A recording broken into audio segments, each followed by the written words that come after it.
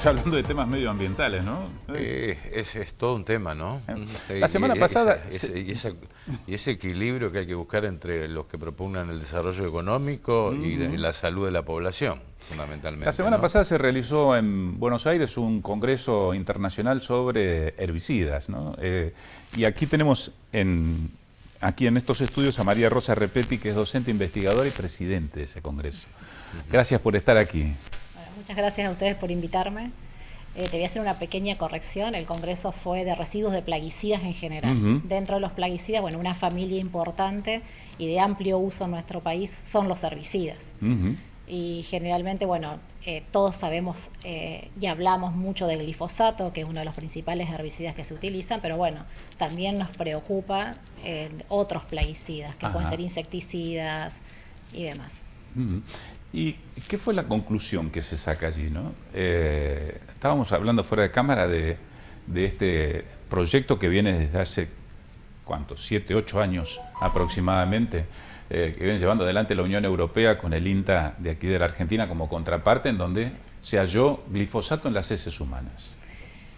Bueno, nosotros, es decir, además de este estudio que vos mencionás, que está enmarcado en lo que se conoce como proyecto Sprint, Argentina es una de las contrapartes, nosotros tenemos una amplia biblioteca en nuestro país de trabajos y estudios publicados por investigadores que demuestran la presencia de plaguicidas o residuos de plaguicidas en muestras medioambientales, muestras biológicas como puede ser orina, heces, suero humano, y también en los alimentos que consumimos. El proyecto hizo un recorrido muy interesante sobre todos los aspectos que cubre el estudio de plaguicidas, es decir, las metodologías analíticas, cuáles son los avances, las perspectivas futuras del análisis de estos compuestos, qué modelos nosotros podemos ver en otras partes del mundo, por ejemplo, cómo la Comunidad Europea afronta esta problemática, cuál es el estado actual de la problemática en nuestro país. Básicamente esos fueron los ejes centrales del Congreso. Y lo que observamos nosotros acá, una ausencia del Estado muy profunda en cuanto a la implementación de estrategias de control y en cuanto a normativas. La legislación vigente en la Argentina es bastante obsoleta, podemos decir. ¿Se puede reducir esto a una cuestión económica? Digo, porque el cultivo orgánico es más caro.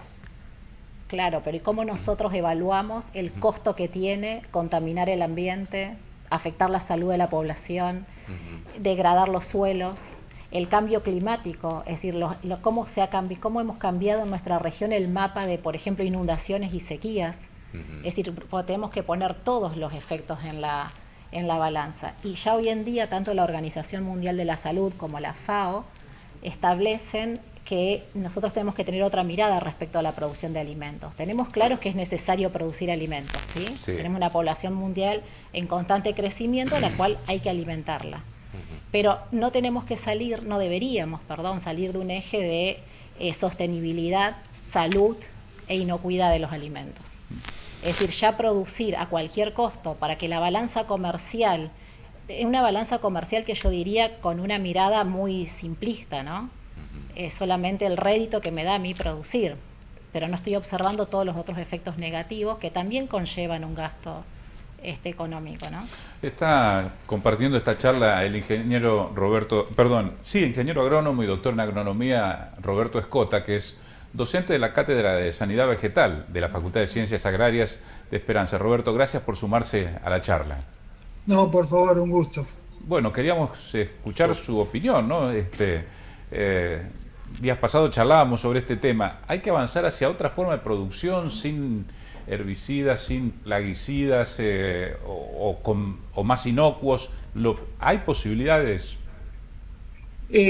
Como le comentaba la vez anterior, si nosotros tomamos la década del 60, la producción argentina era lisa y llanamente sin plaguicida, porque si bien ya había, no se utilizaban en nuestro país y se producía.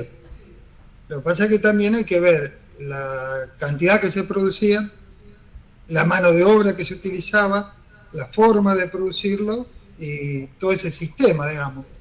Hoy, prácticamente 75 años después, la sociedad cambió, el medio cambió, los productores cambiaron, por lo cual se utiliza una forma de producir totalmente distinta.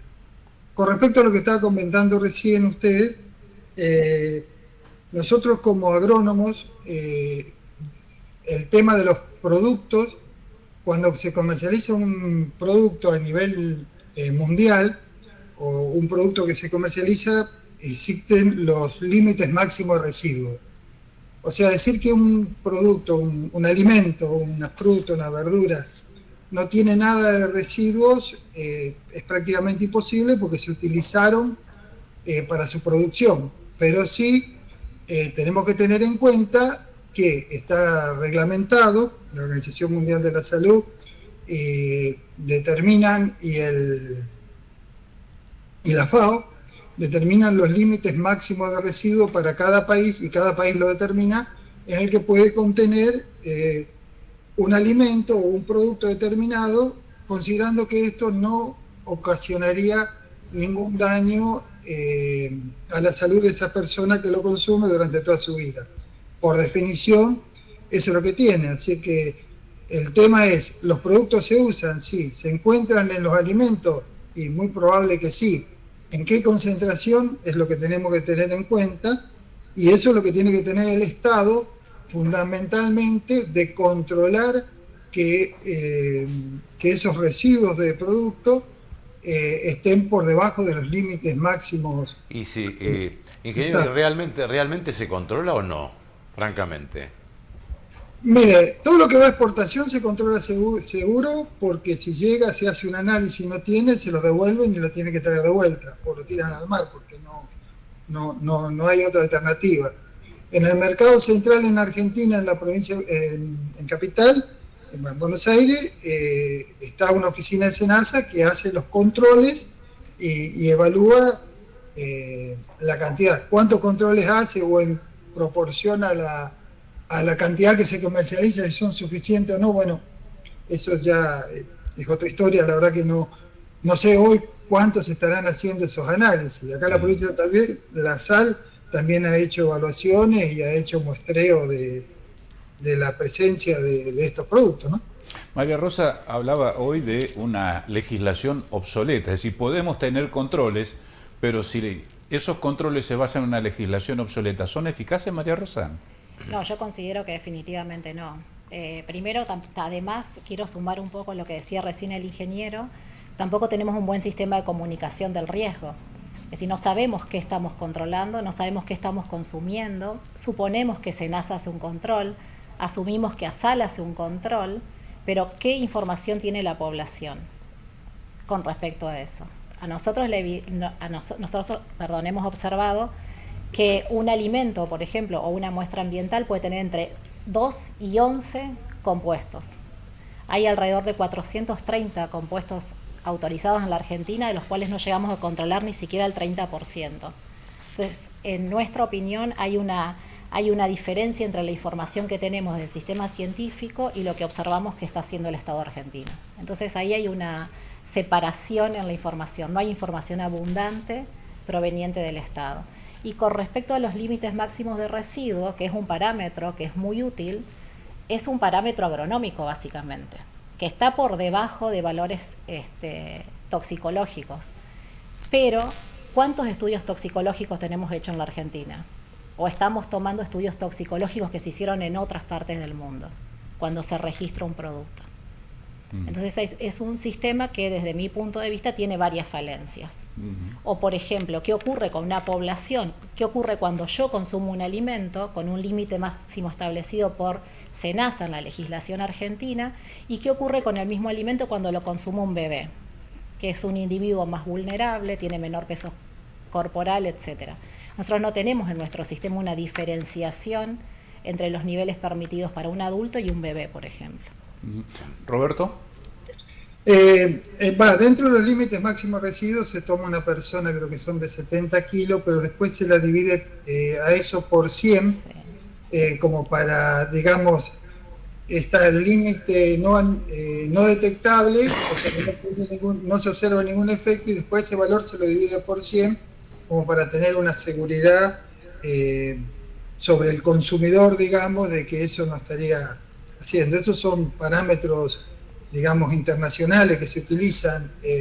Con respecto a lo que dice María Rosa, digamos, los controles del Estado, bueno, eso es una cuestión que tal vez puede tener fallas o que deberían ser más estrictos, ¿no?